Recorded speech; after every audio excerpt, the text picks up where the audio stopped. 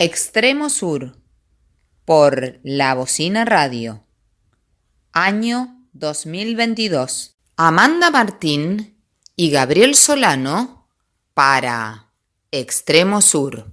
El gobierno de la Ciudad de Buenos Aires va a tener que responder a un pedido de informe que se aprobó en el día de hoy en la legislatura, de autoría del Frente de Izquierda, Gabriel Solano, Amanda Martín, para conocer la situación de la obra social de los municipales, OSBA, que nuclea alrededor de 300.000 municipales, trabajadoras y trabajadoras que se ven afectados por la falta de atención, de prestaciones, de recortes, incluso en el propio Hospital Méndez.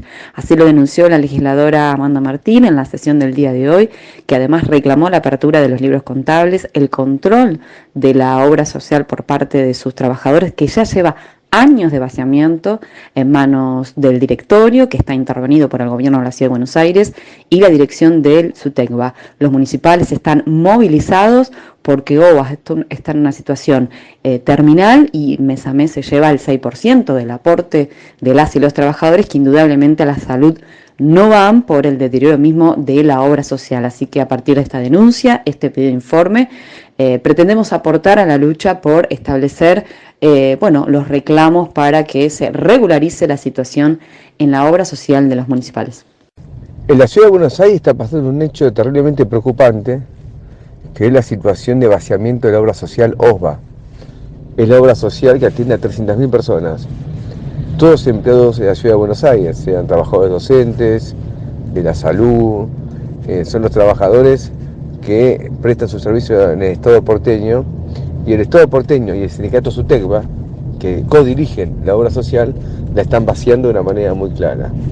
Tenemos muchísimas denuncias, de turnos que se suspenden, de prestaciones que se caen, de profesionales que dejan de atender por falta de pago, y no hay ningún tipo de respuesta ni del gobierno de la Ciudad de Buenos Aires ni del sindicato SUTECBA, un sindicato muy asociado al peronismo políticamente y a la reta de la gestión de la Ciudad de Buenos Aires. En la actualidad, por estatuto, el presidente de la obra social lo coloca el sindicato SUTECBA y el vicepresidente lo coloca Rodríguez Larreta. Y los 10 directores restantes, 5 coloca SUTECBA y 5 el gobierno porteño. Esto para mostrar que incluso institucionalmente hay una responsabilidad compartida.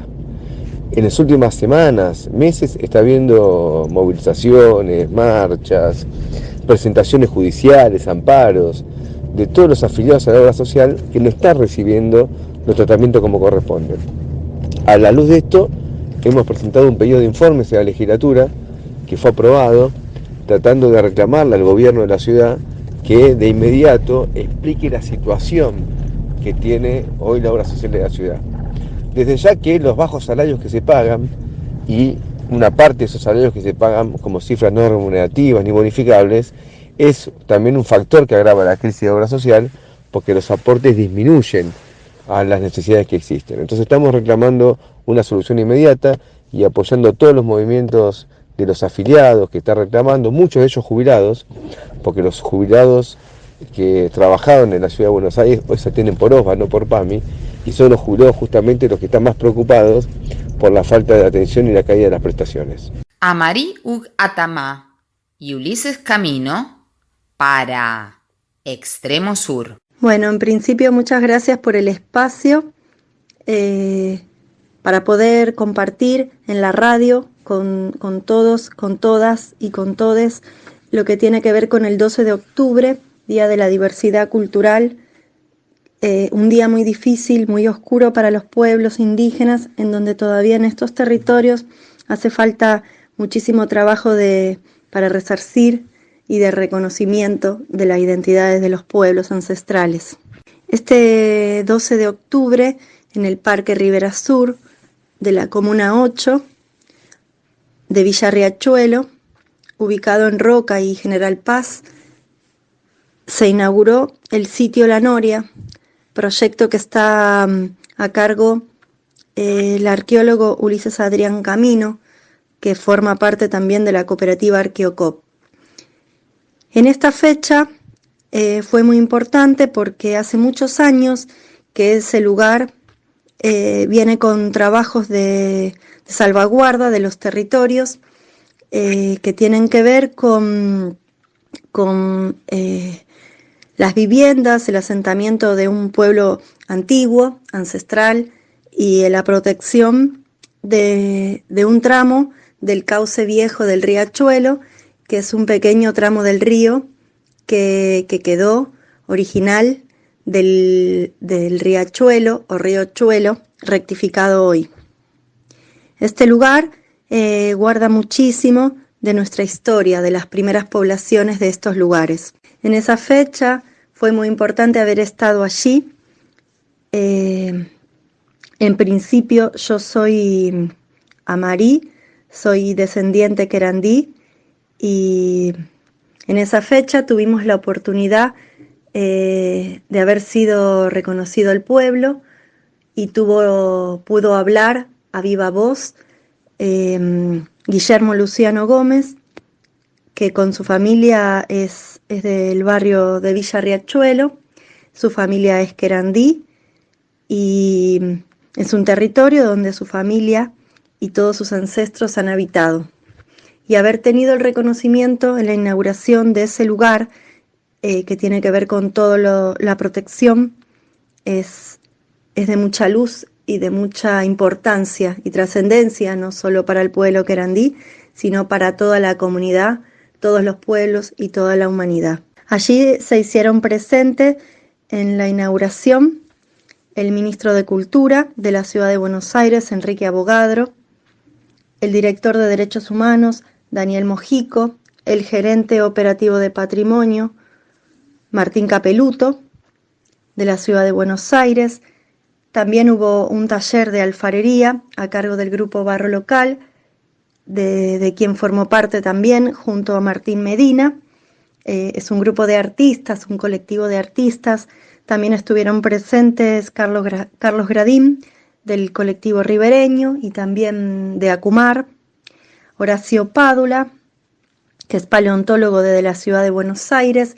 Hicieron un recorrido por el relicto del río.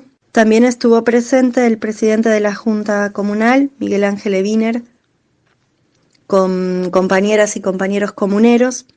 Estuvo presente Pedro Vigas Barrios, que es un reconocido lingüista, investigador, quien está trabajando la lengua del pueblo ancestral querandí, con su señora esposa Diana Martín, que es docente y poeta. Estuvieron presentes también parte de la descendencia del pueblo nación querandí, María Elena Salazar, Graciela Salazar, Hugo Hughes, que vienen del partido de La Matanza, de Ciudad Evita, con sus familias. También estuvo Coco Gorbalán.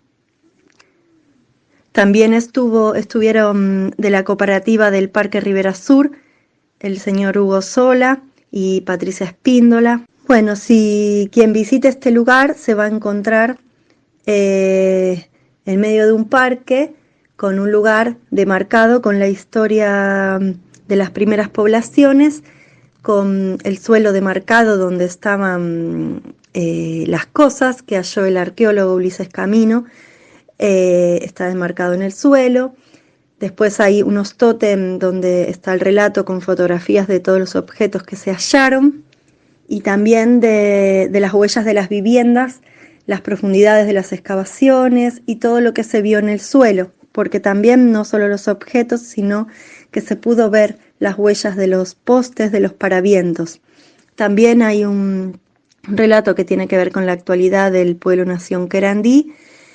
Y bueno, esto es un comienzo de todo el trabajo, en donde esperamos se pueda profundizar más y seguir ampliando la protección y el espacio allí mismo, para que contar con la colaboración, para que puedan seguir habiendo proyectos en el lugar que tengan que ver con la salvaguarda, las visitas culturales, educativas con escuelas. Es muy importante en la Comuna 8 tener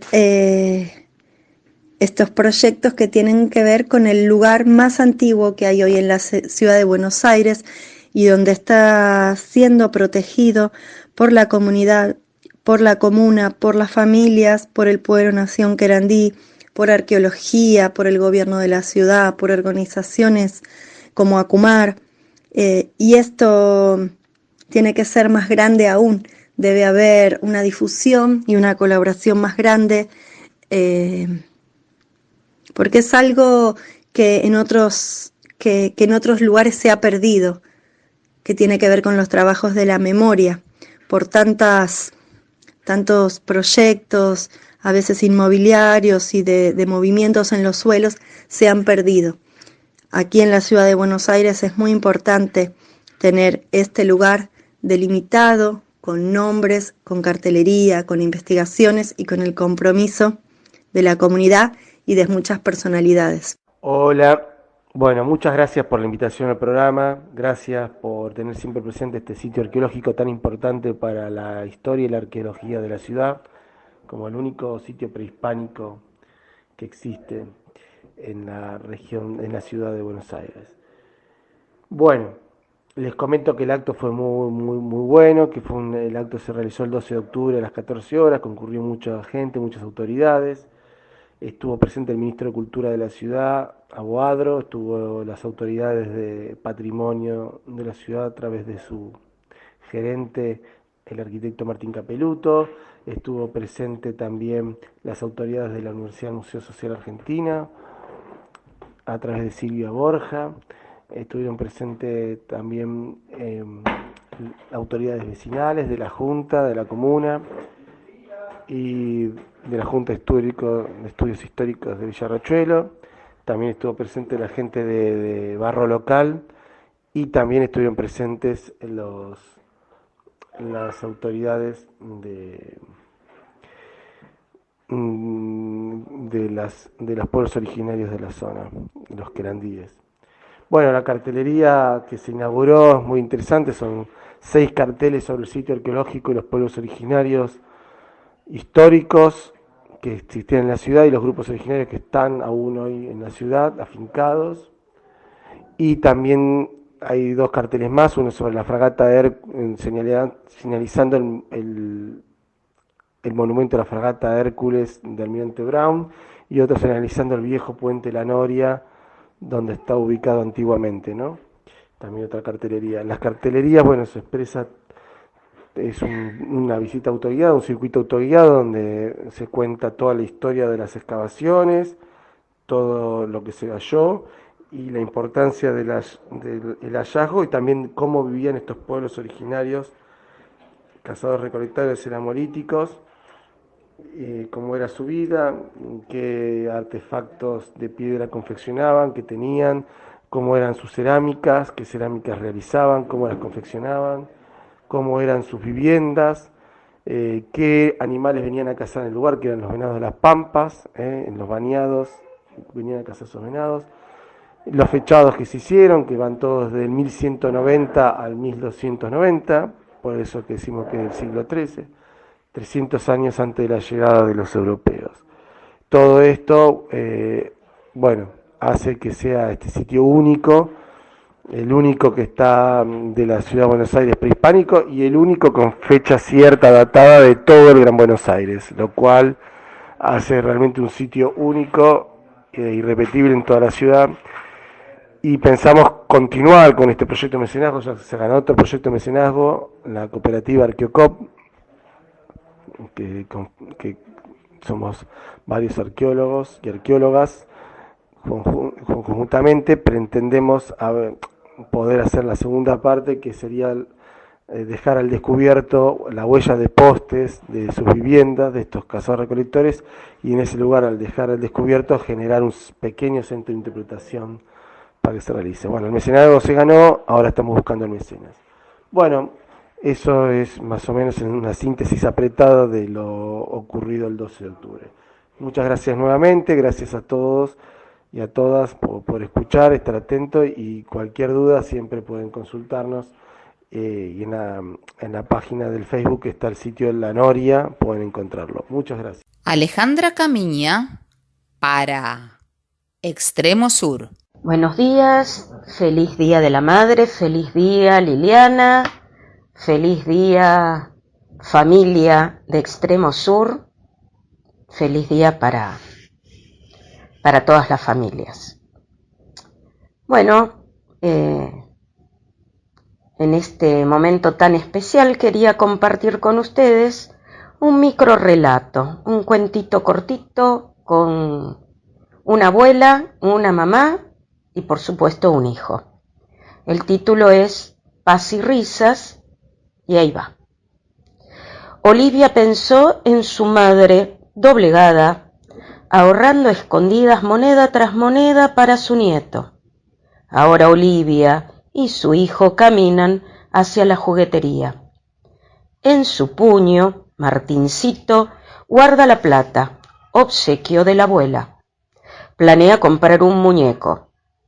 Pasan por la iglesia y un mendigo estira su mano. El nene abre la suya. Olivia calcula cuánto pan compraría o a qué porcentaje de la hipoteca equivale ese dinero. El mendigo intuye y pide permiso con su mirada. La madre asiente, susurra que es voluntad de su hijo y éste le da al hombre su regalo. Por unos instantes hay paz en la tierra y risas en el cielo. Bueno, hasta acá el cuentito, pero como podemos decir que estamos en familia, les voy a contar algunos secretitos, el backstage de esta breve historia. La abuela, que contra toda adversidad había ahorrado plata para regalarle algo a su nieto, es mi mamá. Olivia vengo a ser yo y Martincito, Mariano Martín, es mi hijo. La iglesia por la cual pasamos hace ya casi 30 años es la iglesia de Villa Lugano, en Murguiondo, Niño Jesús. Que haya paz en la tierra y risas en el cielo. Feliz Día de la Madre.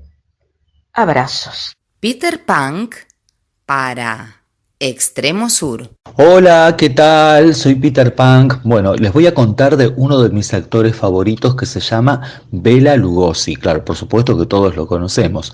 Bela Lugosi nació en el año 1882 y murió en 1936.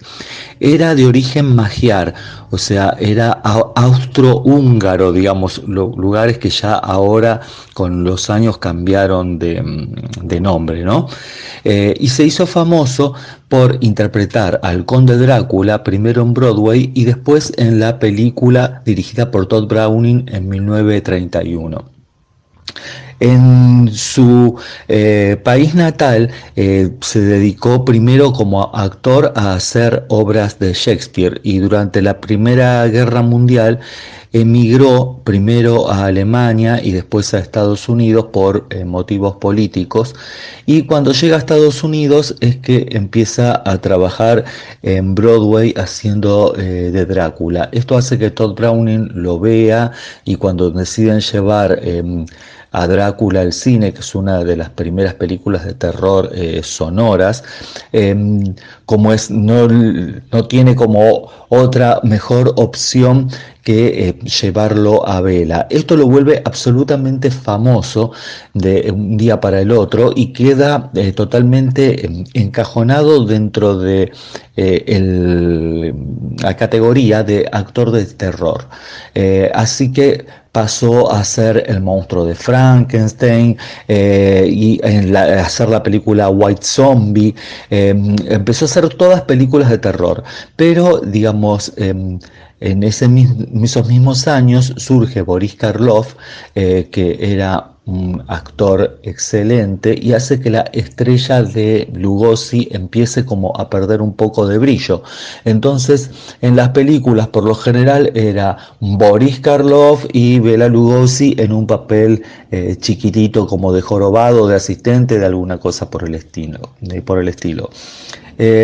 Ahí en esos años es cuando se hace adicto a la morfina y durante muchos años consume esta sustancia, y lo que hace que lo aleje de los sets de filmación y de los escenarios.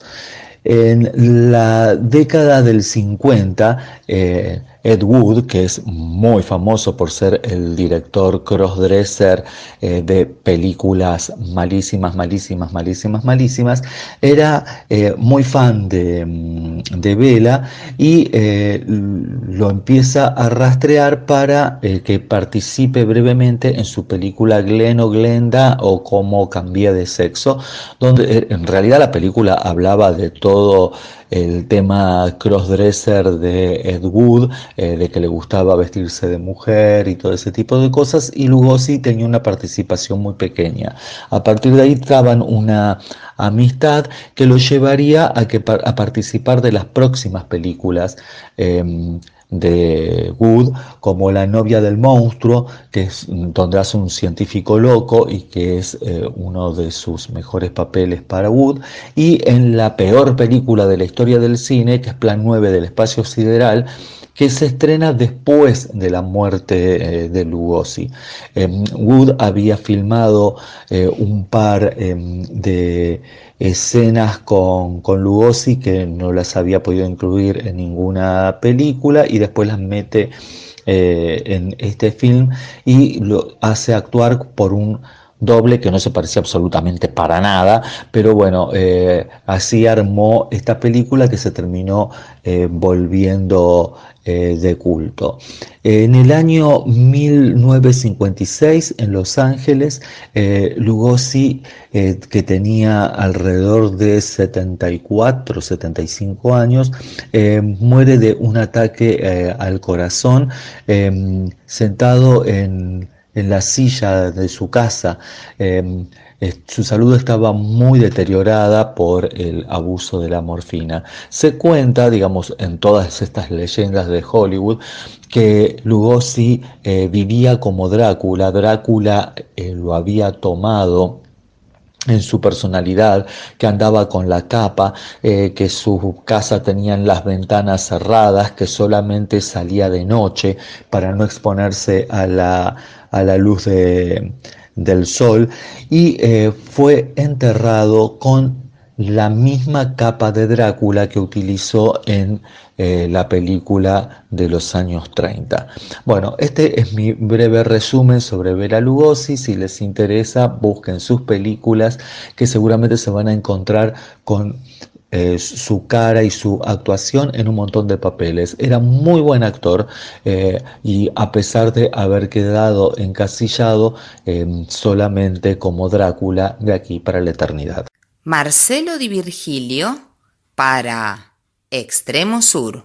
Hola, ¿cómo están? Saludos a todos y a todas los y las oyentes de Extremo Sur. Mi nombre es Marcelo Di Virgilio, del documental Lugano Contracultural.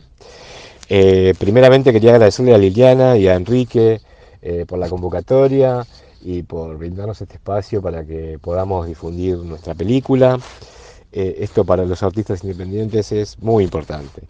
Así que desde ya a Enrique, a Liliana, a toda la radio, a Cocina Radio, muchísimas gracias por darnos este espacio. Bueno, les cuento un poco de qué va Lugano Contracultural, que es un documental de rock, donde los protagonistas son artistas y músicos de Villa Lugano. Cuenta un poco la historia del rock en el barrio desde los años 60, fines de los 50 hasta los 90, finales de los 90 también. Esto surge de una investigación que tiene 2 años, que hicimos con mi compañero y el director de la película, Gabriel Insaurralde, cuando hace, ya digo, 2 años más o menos, nos encontramos con una serie de afiches viejos de Sumo, de Soda Stereo, de Manal, donde decían que habían tocado en el Club Atlético Lugano. A nosotros en ese momento nos parecía muy curioso, no teníamos ese dato, no sabíamos que Soda Stereo había tocado en el barrio, o que Sumo había tocado en el barrio. Nos parecía un dato con el que no nos podíamos quedar nosotros, que lo teníamos que dar a conocer. Un poco eso fue el motor de lo que fue finalmente Lugano Contracultural. En el medio de esta investigación nos fuimos encontrando gratamente con un montón de artistas que por una u otra cuestión fueron pioneros en su género. Dentro de nuestro documental y vecinos nuestros son los pioneros del rock en habla hispana. Perdón, el rock en Argentina en realidad. En habla hispana ya en México ya había, pero acá en Argentina los primeros en tener composiciones propias en español fue una banda que se llamó Los Pickups. Fue una banda que le abrió las puertas a otras bandas como por ejemplo Los Ángeles del Fuego, Leodam, a toda esa serie de bandas que se los llamó, se los denominó la nueva ola.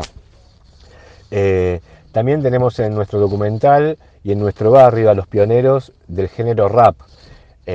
Los Adolfos Rap son la banda pionera del género rap en Argentina. Hay una película sobre ellos, se puede investigar, está en YouTube, donde hay también testimonios de Ilia Kuriaki y de referentes del género hablando de los Adolfos Rap. Tenemos también a alguien no menor y creo que yo, a mi entender, uno de los más contraculturales en este sentido. Adrián Barilari, cantante de Rata Blanca, también vecino de Villa Lugano, encerrado en su casa, escribía sobre espadas, magos y serpientes en un barrio que no tenía absolutamente nada de eso. No solo eso, sino que el género heavy metal para el que él componía y donde estaba incluida su banda, era un género que hasta entonces era pura y exclusivamente para el género masculino. No había mujeres en los recitales de heavy metal. A partir de la incursión de Rata Blanca y de Adrián Barilari y su poesía, es donde el público femenino se empieza a acercar al heavy.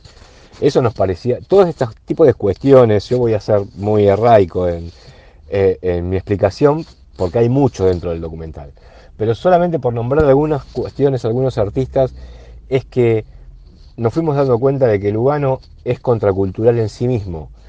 Es un barrio donde proliferan artistas, músicos de todos los géneros, y es un barrio donde no hay lugares para tocar, no hay cines y no hay teatros. Entonces, lo más contracultural que puede haber, la resistencia más genuina del arte se encuentra en estos lugares. Y nos parecía muy, muy interesante contar y mostrar algo que se repetía en los testimonios de todos los artistas, que era la dificultad que tenían para desarrollarse artísticamente. Digo, el primer recital de Rata Blanca no fue en Lugano. El primer recital de los Pickups, de esta banda pionera, no fue en Lugano. Como por ejemplo, no sé, el baterista de Ataque 77, mismo Ataque 77. Su primer recital no fue en Lugano. ¿Por qué? Porque no había lugares para tocar acá en Lugano. Los actores y actrices de Lugano no actúan en teatros en Lugano. Entonces era importante para nosotros remarcar la resistencia de los vecinos de Lugano, de los vecinos artistas de Lugano, y las dificultades que tuvieron y que tienen para desarrollarse, para crear y para hacer cosas que no hay. Lo que nos parece que en Lugano es algo... El arte en Lugano es completamente original, no hay copia. No tenemos referentes en Lugano, no tenemos un teatro, no tenemos artistas para ir a ver acá de quien poder tener alguna referencia. Entonces, desde la más absoluta ignorancia, los artistas se fueron desarrollando de esta manera, como una cuestión de resistencia, y por sacarse la bronca, Adrián Barilari escribía en el baño de su casa, el baterista de Ataque 77 tocaba encerrado en su departamento de Lugano y 2, en fin, todo representando una idea de hacer arte por hacerlo y llevarlo a cabo. Muchas y muchos artistas quedaron en el camino, pero no por quedar en el camino no significa que no hayan dejado algún tipo de huella. Es por eso que nosotros, con mi compañero Gabriel, seleccionamos un poco arbitrariamente los artistas que quisimos mostrar o que a nuestro criterio habían transformado de alguna u otra manera la escena rock en el país, pero principalmente en Lugano. Es que nos decidimos a hacer este documental. Este documental, como te decía antes, creo que lo había dicho, no tiene un fin comercial, no está hecho con el fin de presentarse en algún festival, de ganar algún premio, ni zaraza. Nuestra intención y lo que nos movió desde el primer momento es colaborar con la historia oral del barrio, que se sepa a través de un contenido audiovisual cuáles fueron los artistas que a nuestro criterio transformaron de alguna manera la escena del rock en el país y en el barrio. Y que había sucesos, había hechos que habían sucedido en el barrio, como por ejemplo el recital de Manal, el recital de Soda Stereo o el recital de Sumo, que no eran conocidos y que también merecían ser registrados de alguna manera. Por eso es que este documental no es un documental sobre bandas de rock. Muchos amigos rockeros acá del barrio me dicen, pero ¿por qué no pusiste acá? ¿Por qué no llamaste acá? Bueno, porque, ¿sabés por qué? Les digo yo. Porque cada una de las bandas del barrio de Villa Lugano merece su película propia. Por todo lo que ha tenido que pasar cada uno de los artistas y todo lo que la ha tenido que pelear, cada uno merece su película propia. Esta película en particular, o este documental en particular, viene a contar eso, las dificultades de los artistas y de las artistas del barrio que tienen para desarrollarse, en un barrio donde no hay cine, ni teatro, ni lugares para tocar. Con esa explicación los artistas quedaron un poco más tranquilos y un poco también es la invitación a todos los realizadores de contenido audiovisual, cineastas del barrio, que tienen ganas o que les parezca que haya quedado alguna banda o haya quedado algo por contar, este sea un poco el puntapié para, puntapié o motivación para que puedan realizar su propio contenido, porque un poco esa es la idea, que el contenido quede, que las historias no se olviden y que los artistas que no han llegado a ser consagrados tengan su lugarcito dentro de algún contenido, porque digo, todo es, lo que digo yo, el artista no trabaja el día que hace el hecho artístico. El artista trabaja todos los días para llegar al hecho artístico. Entonces, un poco lo que queremos resaltar en este documental es todo el trabajo que le ponen los artistas para desarrollarse. Algunos llegan, otros no, pero todos transformaron de alguna u otra manera la escena de rock en el barrio y en el país. Esta es un poco la intención que tiene este documental. Bueno, a grandes rasgos, ¿no? Hay mucho que me está quedando por afuera, la película dura 1 hora 10, hay un montón de artistas dando sus testimonios, hay un montón de anécdotas, tenemos el testimonio del hijo de Pepe Libertela, quien fuera el bandoneón mayor de Buenos Aires, sexteto mayor. Hay una escuela, la escuela número 8 de la calle Rucci, antes me sale la calle Pilar, porque soy viejo, se me sale la ficha. Que el Jardín de Infantes lleva su nombre, Juan José Pepe Libertela, es el bandoneón mayor de Buenos Aires. Uno de sus tangos más conocidos se llama De Azul y Barro. En la película cuenta Juan un poco de lo que habla ese tango. De azul era como él se iba vestido a tocar al centro, y de barro era como volvía, porque se tomaba un premetro, un tren, un mateo que lo dejaba en Escalada, y de Escalada se volvía a Tazamoré caminando con su traje azul por las calles de barro. Ese es uno de sus tangos más conocidos, se llama de Azul y Barro, es un tangazo, se los recomiendo para que lo escuchen. Y nuevamente dejo la invitación abierta para el sábado 22 de octubre en el Club Yupanqui, reservar entradas a luganocontracultural@gmail.com. Les mando un abrazo enorme, mil gracias por la convocatoria, se los quiere mucho y los espero ese día. Un abrazo grande para todos. Extremo Sur, por La Bocina Radio, año 2022.